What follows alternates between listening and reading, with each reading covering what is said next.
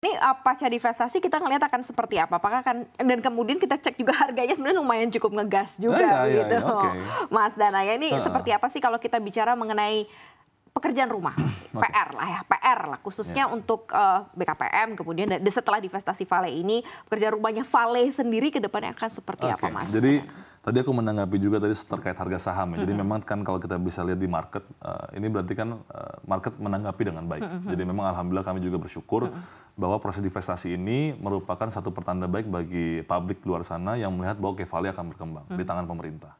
Itu yang pertama. Nah, kita bicara pekerjaan rumah. Ada 4 hal yang saya mau utarakan, Mbak Maya. Jadi yang pertama adalah kita bicara hilirisasi itu sendiri. Seperti yang sudah pemerintah selalu utarakan. Apapun barangnya, apapun komoditasnya, kita nggak mau stop di hulu. Semua harus terhilirkan. Dalam konteks nikel, kita tadi sudah bicara 3 fasilitas tempat ya. Yang pertama kita bicara HPAL, yang kedua ada juga Arkev gitu. Nah, dalam konteks HPAL, kita memang sangat berharap bahwa tidak dari nikel ore, nikel sulfat, dan terus nyambung sampai prekursor. Bahkan jujur Mbak, pemerintah sekarang memang mencoba untuk bagaimana caranya Vale Indonesia ke depan tidak hanya stop sampai prekursor, tapi sampai katoda. Jadi lebih lanjut lagi hilirisasinya. Nah, ini memang yang masih dalam tahapan diskusi kami. Karena memang sampai hari ini, per hari ini rencana itu sampai prekursor. Nah, ini yang dari nikel ore bayangin gitu ya sampai prekursor. Betul sekali. Itu stepnya udah berkali-kali udah berkali-kali lipat. Itu multiplier udah berkali-kali lipat. Dan ini tidak hanya melibatkan Vale Indonesia, tapi juga bekerjasama dengan Huayu, ada yang bekerjasama dengan Ford, juga ada rencana kerjasama dengan Volkswagen misalnya. Nah, ini berbagai pihak. Jadi yang pertama pemerintah ingin jamin adalah PR ke depannya ini harus tercapai hilirisasinya. Memang nggak mudah, tapi insya Allah kita berusaha bersama-sama.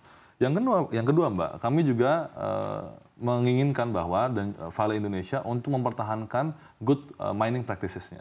Jadi bagaimana sekarang yang sudah bawa emisi karbon terendah dalam konteks fasilitas Arkev, nah itu sudah bagus. Nah, ini jangan sampai tertinggal, dan kalau bisa memang fasilitas-fasilitas yang dibangun yang saya tahu ya Mbak ya, ini akan jauh lebih baik lagi. Dia akan ada shifting di fuel energy, electrification di peralatannya. Jadi yang tadi mungkin mobil dengan combustion engine berubah jadi mobil listrik. Nah, ini semua akan direncanakan dengan baik.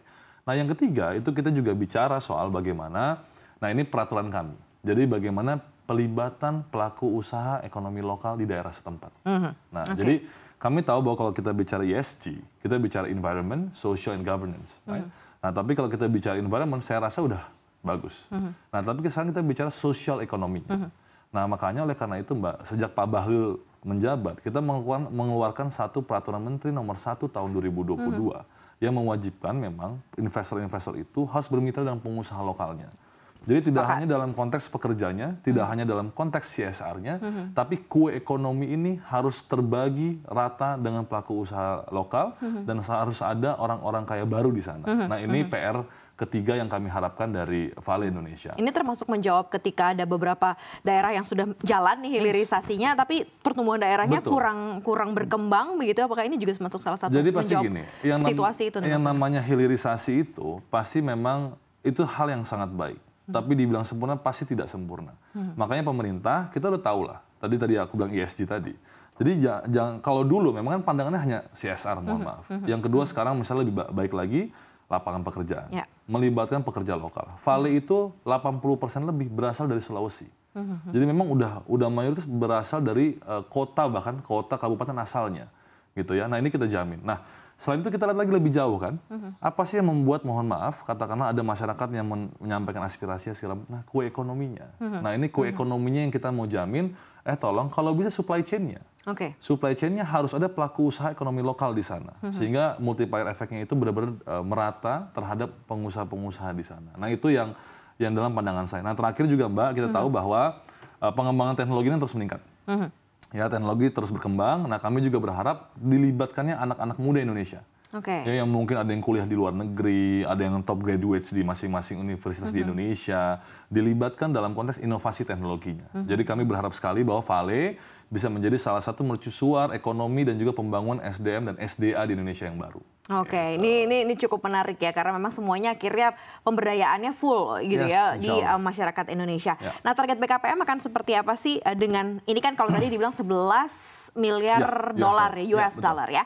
Itu dari Vale doang gitu ya. Nah, dari realisasi investasi secara keseluruhan mungkin salah satu site adalah Vale, tapi lain nih yang bisa kita ambil lagi yang jadi opportunity Indonesia seperti apa? Iya pasti. Jadi memang sekarang kan memang kita sejak realisasi investasi kuartal keempat terakhir kemarin ya, kan kami juga sudah mencantumkan berapa sih yang terkontribusi dari sektor hilirisasi.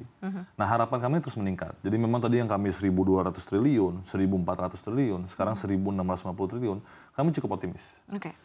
Ada beberapa alasan Mbak Maria. Jadi yang pertama memang kami bersyukur dalam konteks kami di bidang ekonomi ya, bahwa Pilpres berlangsung sepertinya sekali putaran. Kami masih menunggu tanggal 20 Maret nanti, tapi sepertinya sekali putaran. Ini merupakan satu hal yang sangat baik dalam sektor perdagangan, ekonomi, dan juga usaha. Kenapa? Karena biasanya kalau dalam konteks pemilu itu orang wait and see. Ya, investor juga wait and see. Nah, sekarang sudah selesai dan kami sekarang bisa ngegas nih. Kita bisa ngegas investor-investor baik dalam maupun luar negeri untuk masuk ke Indonesia. Yuk jalan lagi yuk, kira-kira itu yang pertama. Yang kedua, sektor hilirisasi sendiri ini berkembang sudah jauh sangat baik. Ini Vale salah satunya lah. Ya. Jadi memang tidak hanya soal realisasi investasi, bahwa 16 kami perkirakan dari dokumen yang ada sampai tahun 2045 itu penerimaan negara sampai di angka lebih dari 16,5 miliar dolar.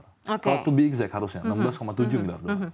Nah, ini harapan kami kan luar biasa sekali. Jadi memang ini menjadi harapan kami bahwa memang Vale nantinya bisa berkontribusi lebih banyak terhadap perekonomian Indonesia.